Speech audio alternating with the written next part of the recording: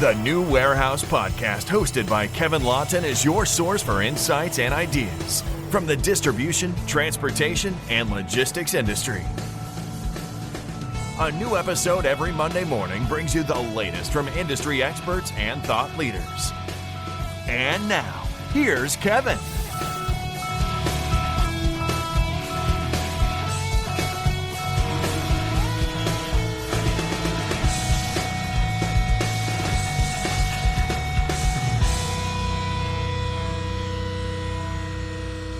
Hey, it's Kevin Lawton with the New Warehouse Podcast, bringing you a new episode today.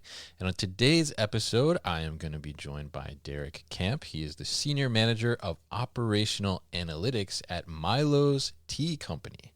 And we're going to talk a little bit about analytics, of course. We're going to talk a little bit about Derek's background, his journey with Milo's Tea. He's been there for a while, and we're going to talk to him about how his career has kind of led him into the analytics side of the business and how they apply analytics within Milo's Tea to the logistics side of things and the operational side of things, and how you can start to get some of those tools and put those together to be able to leverage those and make better decisions, see more insights into your operation, and just overall be able to improve your operation too. So very interested for this conversation. Met Derek back at the work conference, I believe, right? And we kind of hit it off a little bit, and he came out and we enjoyed some time together over in Philly too, at Home Delivery World, I believe. And now we're going to talk here on the podcast and bring some insights about analytics. So Derek, welcome to the show. How are you?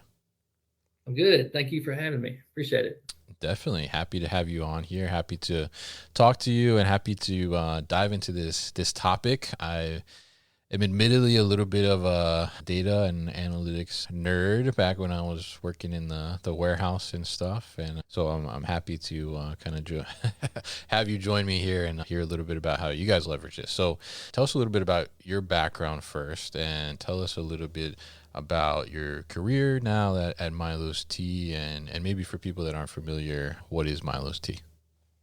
Milo's Tea is a refrigerated, ready-to-drink tea, and there's actually a real person named Milo. The quick story from the company is Milo Carlton served in World War II, and when he returned stateside to Birmingham, Alabama, opened a restaurant, and it became famous for hamburgers and sweet tea. Interesting. And the family noticed that sometimes people would just come up and get the sweet tea, and that's it.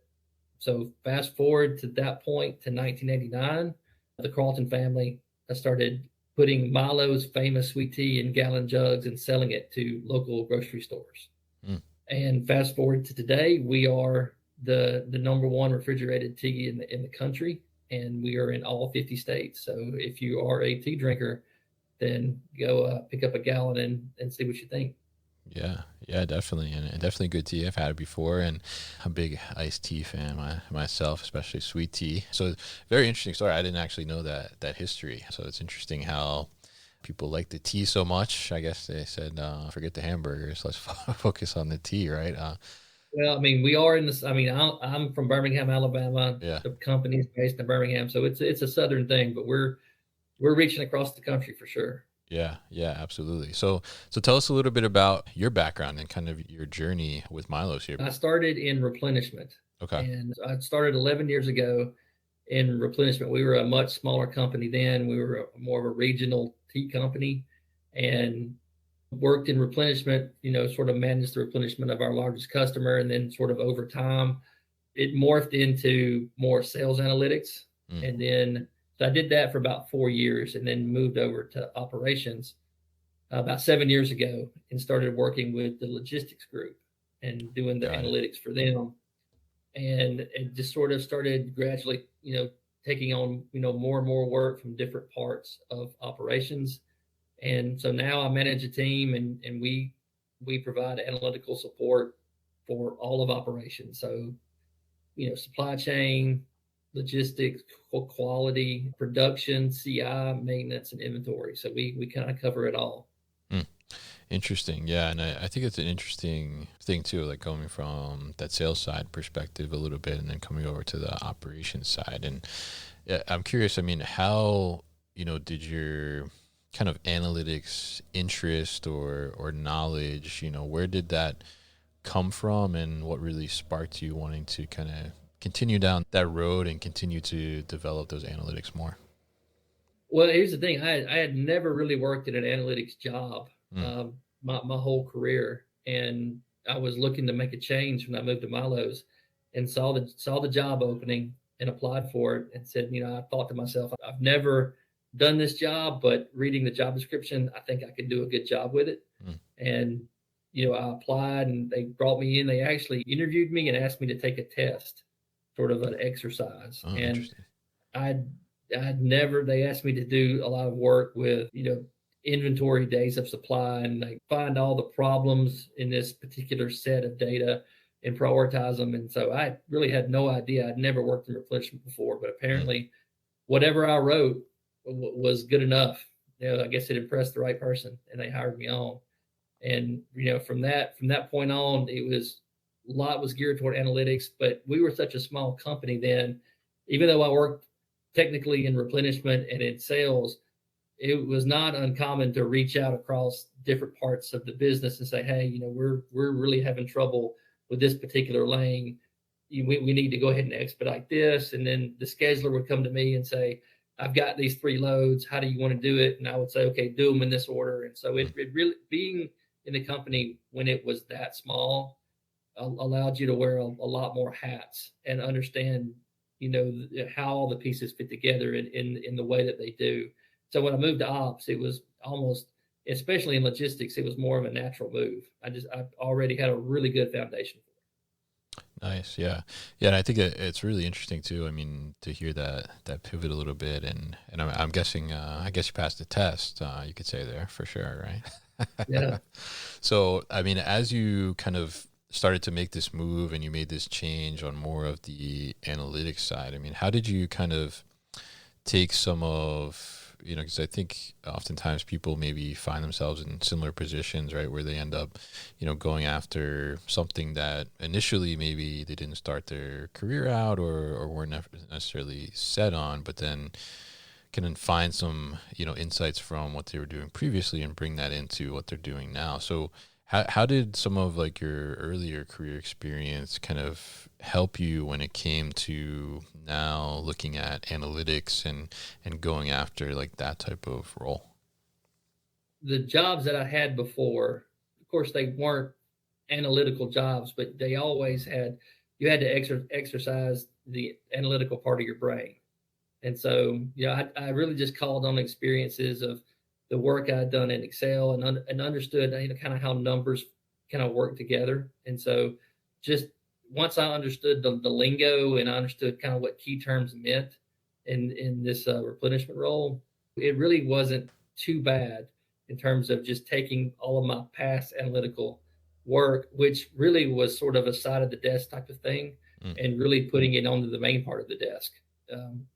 Just understanding, how formulas work, understanding, like how to write them in Excel. That was the big thing. Back then it was, I didn't at least know of everything because it was my newest role about SQL and Python and things like that. I worked everything in Excel, but just understanding how all of that worked and everything was relatable to that and how numbers fit together. That was the biggest thing. Once I got a really good understanding of the domain knowledge of where I was going, which, I always tell people that's one thing you really have to be a really good analyst is you have to understand the domain. And once I understood that, then that's when things really took off for me. And so I really had the basis of it down of how I thought and how I worked in Excel. But once I understood the domain, it took off from there. Interesting. So how did you go about kind of starting to, I guess, obtain that knowledge and, go about like learning more, and how could you dive deeper and get some of that domain knowledge that you were just talking about as well? Oh, I mean, I asked anybody and everybody questions that I could. I mean, we had a replenishment contact that I worked with our big customer, and I would talk to him all the time and just ask him questions. We had a broker that work with us a little bit, I would ask them questions all the time. I would ask our shipping person, like our shipping manager, I'd ask him questions all the time. I would ask our purchasing manager questions. And so there was not a person in the company that I didn't go to and ask questions. Really the hardest part is I was hired, and probably the first 6 weeks of the job, my boss, who was the vice president of sales, he wasn't there, but maybe 4 days out of those 6 weeks. So here it is. I'm in a new job. I'm in a new field. I don't know much about CPG. And then my boss is out of town on various, work trips and PTO. And I think back and go, how'd you get through it? But you got through it day by day.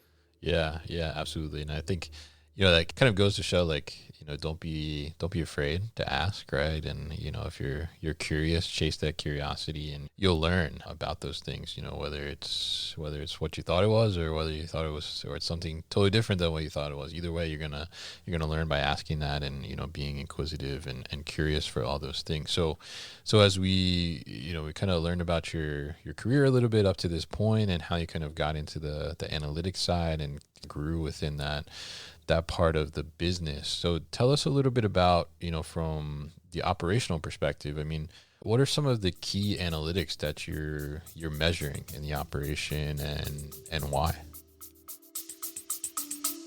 We'll be back after a quick break. I hope you're enjoying this episode. Do you want more warehouse content delivered to your inbox? Sign up for our new email series called Warehouse Wisdom Wednesday to get an educational series of emails on warehouse basics delivered directly to you every Wednesday morning. Find the sign up link in the show notes.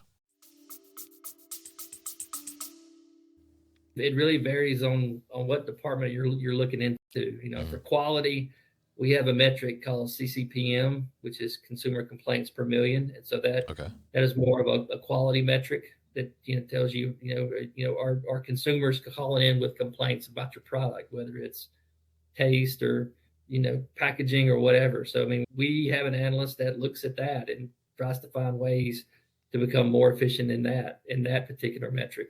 When you're looking at supply chain, you're looking at, are we applying the forecast to supply chain? What is our cost of goods on hand?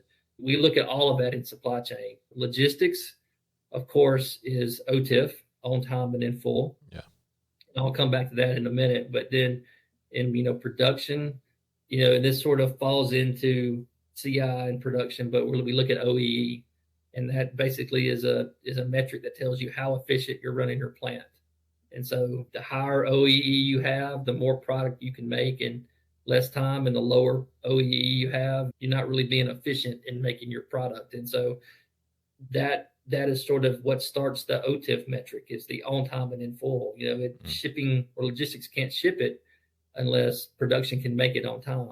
And so we look at OTIF as well. And it's really the overarching customer service metric for us, because that's really what our customer looks at first when you go and talk to them in a line review is, okay, you want us to take on more of your product or expand what you have. Well, how good are you at filling the shelves now? And if your OTIF is high, then starts the conversation off in a good way. So when you kind of look all the way around, those are the biggest metrics that we measure, and the why behind it.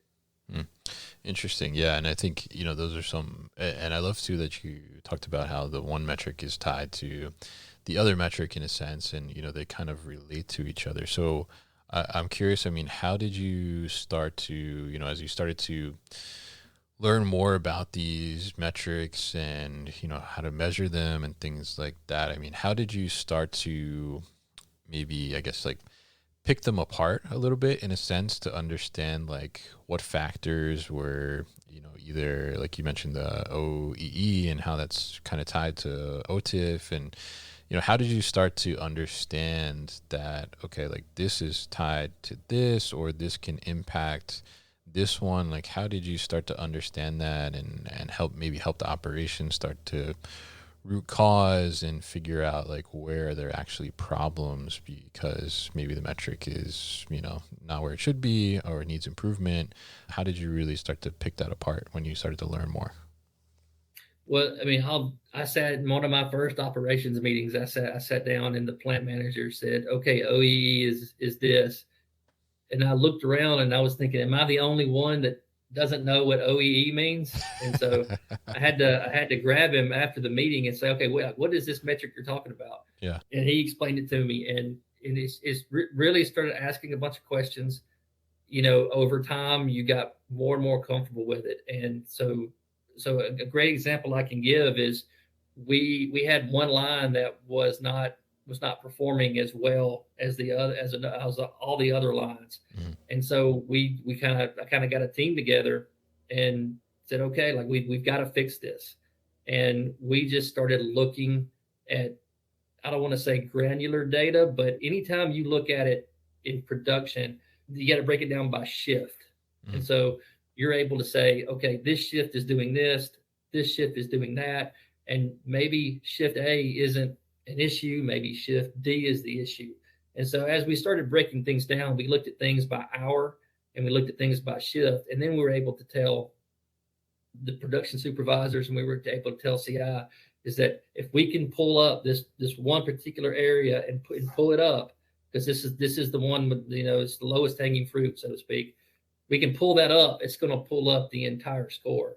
And sure enough, we communicated that to the production supervisor who was on that shift, and it didn't take very long that once we figured all that out, the numbers started going up. So, to kind of recap your answer to your question, it just took time and exposure to learn it. And then once you know what levers to pull and start looking for, then that's when you get people involved that you can communicate with to help make the changes. You can't do it by yourself. You've got to have a team with you that can do it. So that's how I started out learning everything I could about the different areas of operations, just by asking questions and just being exposed to what things mean. And there's always just that minute detail that nobody ever tells you that you have to figure out on your own. Yeah. Interesting. Yeah. I think that's one thing that's a challenge sometimes, or that, as people are trying to, get deeper into their data or analytics journey, I guess we could call it potentially, right? And, how to leverage those better is, how do you see this metric, right? And the metric's telling you that, you're not necessarily where you should be, but now how do I peel those layers back, right? And how do I understand, like you said, oh, there's this one thing that if we improved upon this, this would increase our metric by a decent amount, right? And make a big impact. And, it's how do you kind of go about that? So I'm curious, how you structured, I guess, your team in that sense. How closely do you work with the operations team on that front? Are you guys putting together the analytics, presenting to the operations team and allowing them to root cause and do continuous improvement? Or are you also taking continuous improvement and root cause activities within your department and the analytics department? It's a little bit of a mix with that. We have a scorecard that we used to have a scorecard. We kind of rolled it into something else, but we look at key metrics every week. And, it's the ones that, my boss has a saying. He says, we run to red. So if something's red, it's not where it needs to be, and we go look at it. And so when we're looking at, our metrics, we have one in particular that was not hitting what we were supposed to be. It was really low. And so I said, okay, we need to figure out why. So one of the guys on my team, I talked to him, said, we need to, get more granular information about that. And then we need to figure out the why. Why are we not hitting this? And then we put a team together. We put a team together of the people who actually live it day to day. And so we have questions for it. We ask why. I think people get tired of us asking why, but we ask why all the time.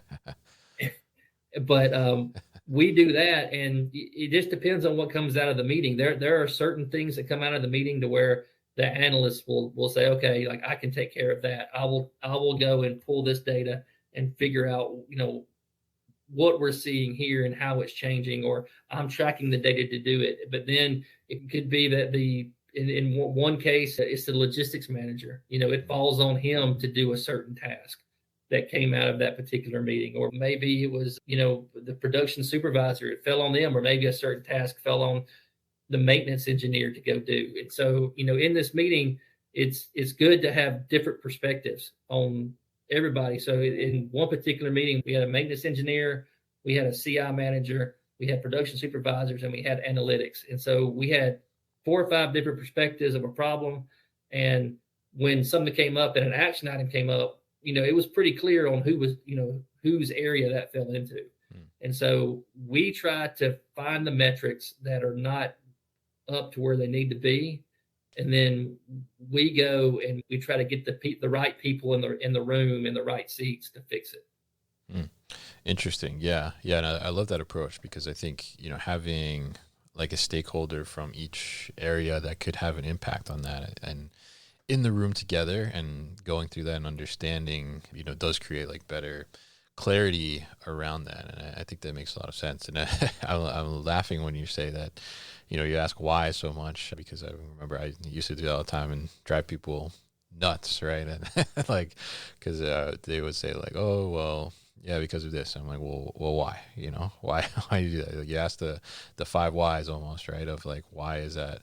Why do we have this problem, and why are we not hitting this goal that we have in terms of this metric? And I think, it's so interesting to see that approach. And I think it's a very smart approach to get that involvement, because then everybody starts to understand that, and they start to understand, what impacts the levels, and what impacts, us dipping, or what impacts us going better, and how do we improve overall as an organization together, right? And it's kind of like about, tearing those silos down in a sense, and, being able to have that collaborative environment within the operations side of the business. So I'm curious, what, from an analytics perspective, what kind of tools do you guys use? How do you leverage those tools to be able to get those analytics out there and have your operations folks, have visibility into those metrics as well? What kind of tools are you using over there, Milos? Mostly we, just like everybody else probably in 90% of the world, is, Excel and Power BI. We have a little bit of, we have an IT department that's, does a lot of sort of the back end sort of thing. But analytically speaking, we have one guy that does a little bit of Python, but we do a lot of stuff with Excel and Power BI. And some of it is ad hoc things where, and somebody just came up to me, this funny story is the supply chain came up to me and said, I needed, I had this date.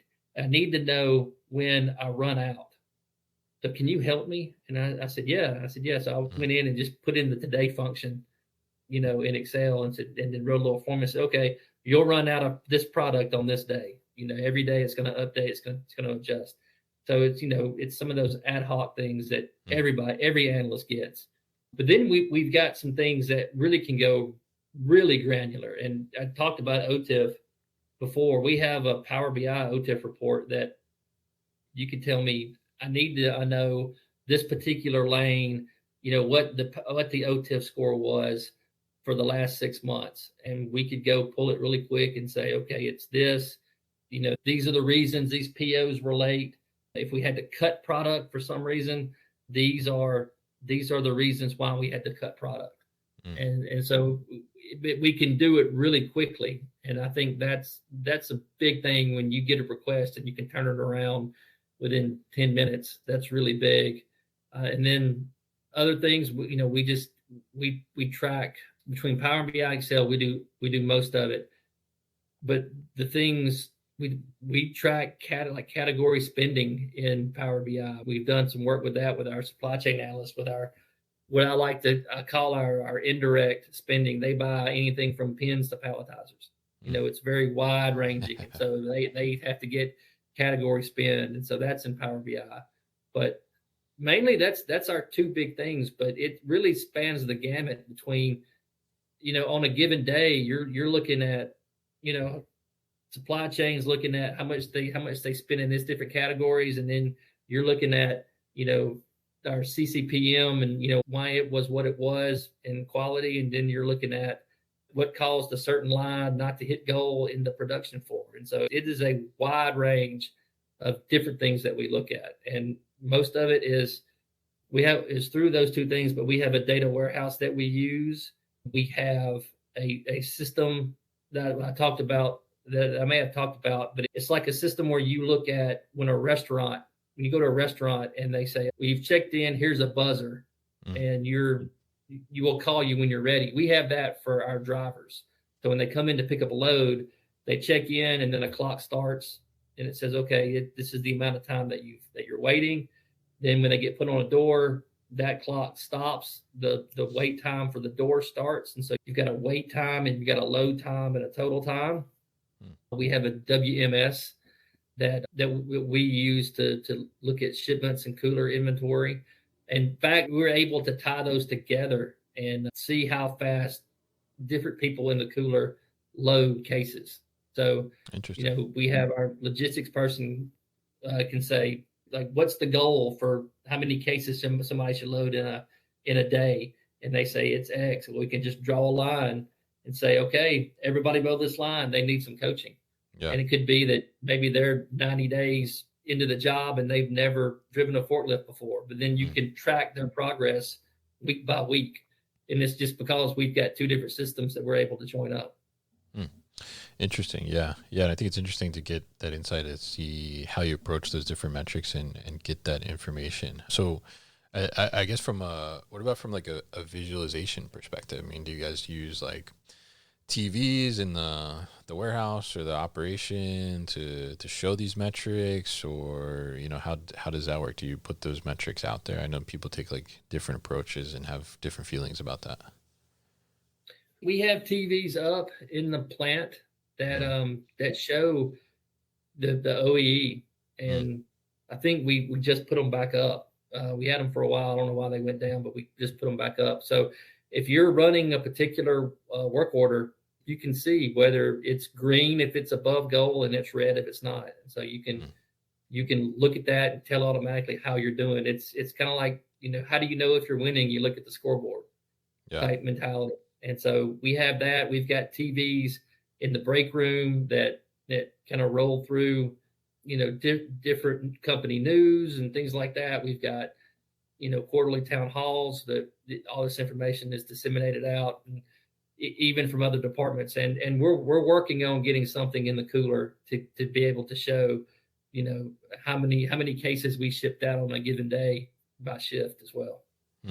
Interesting. Yeah. I think that visualization is so important to be able to see that. And I think, just overall progress, like you said. I mean, I love what you said there, that, you can't tell if you're winning if you don't look at the scoreboard, right? And I think that's a great thing there. So I'm curious your thoughts. I mean, while we're talking about, some tools and stuff around analytics, I mean, how do you feel about, are you leveraging at all AI in any way in terms of analytics? Do you think that's something that's kind of just a trend right now, or is there actually some practical applications in the analytics world where you can leverage that? Oh no, I think it's here. It's here and here to stay. It's just going to get bigger and better as it progresses. We're not to that point yet, but maybe down the line I could see us putting AI in at some point, but we're not quite there yet. Interesting. Okay. And if people are looking to kind of start an analytics program within their operation, they're growing their operation, whether it's a warehousing company or other company that's doing distribution, fulfillment, and they're starting to bring in analytics and try to understand their data more to make better decisions and improvements within their operation, how would you recommend them starting that off in a good way and starting to build that program out? I think number one for sure is whatever data you have, number one, make sure it's right. Yeah. And that's a good one. Yeah. You can't have a good analytics program with bad data. Yeah. But make sure it's right and make sure that it's well defined. And what I mean by that is sort of a data governance area. But if you're going to look at a table, you're setting up a table, and you have it to where it says ship date on it. then there should be a definition in there that says ship date is the day that it was shipped. So everybody knows there's no confusion around what that particular column or what that particular metric means, is to have clear definitions. So everybody in the organization knows what it is, because you could have a ship date, you could have a load date that could be the same with a little bit of difference. And it could be that you loaded it one day and shipped it the next, and that's two different things. And so whatever you do, you make sure it's right, and you make sure that it's well defined. And I would say you would make sure only certain people can touch it and make changes. You don't want it to kind of be the Wild Wild West where everybody can go in and make changes and that sort of thing. And that's sort of step number one. Step number two is after you get the data right, and you get it validated, and you know what it means. Then you start out with what do you want to measure. You start out just by asking yourself what's important, what do we need to measure, and then you just kind of build it out from there. I mean, when I moved over to operations, we looked at OTIF, and it kind of grew organically because I would have the logistics manager just ask me, "Hey, I wonder if we can do this. Can we get this? What about this?" And it just sort of snowballed from there to where reports got generated. Different visualizations were made, and it just kind of happened organically. But the first thing is what's important to measure, and you just make sure that whatever data you have, it's right, it's well defined, and it's protected. Great insights there, and great tips, definitely. And love that first one. Make sure the data is right. That's a very important one, definitely.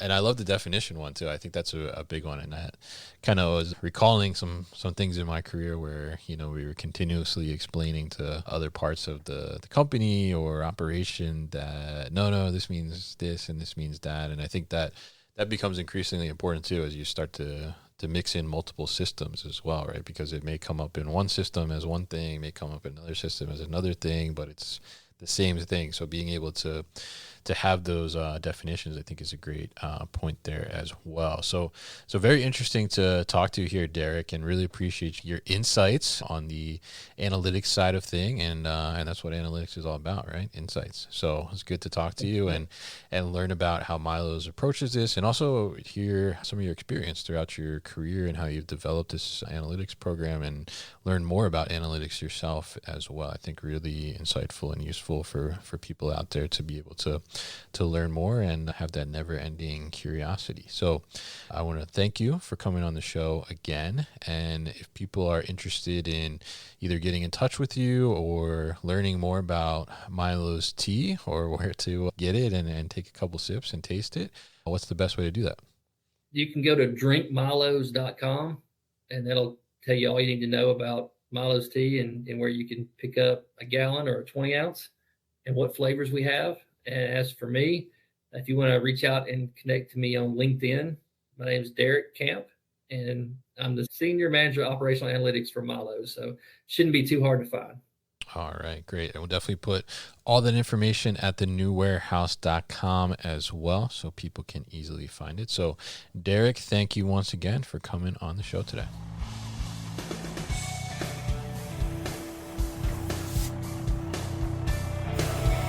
You've been listening to the New Warehouse Podcast with Kevin Lawton.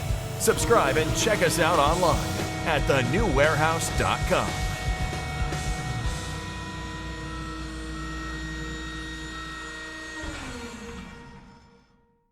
Enjoyed this episode? Make sure you are subscribed to the podcast, and for more content from the New Warehouse, find us on LinkedIn and YouTube.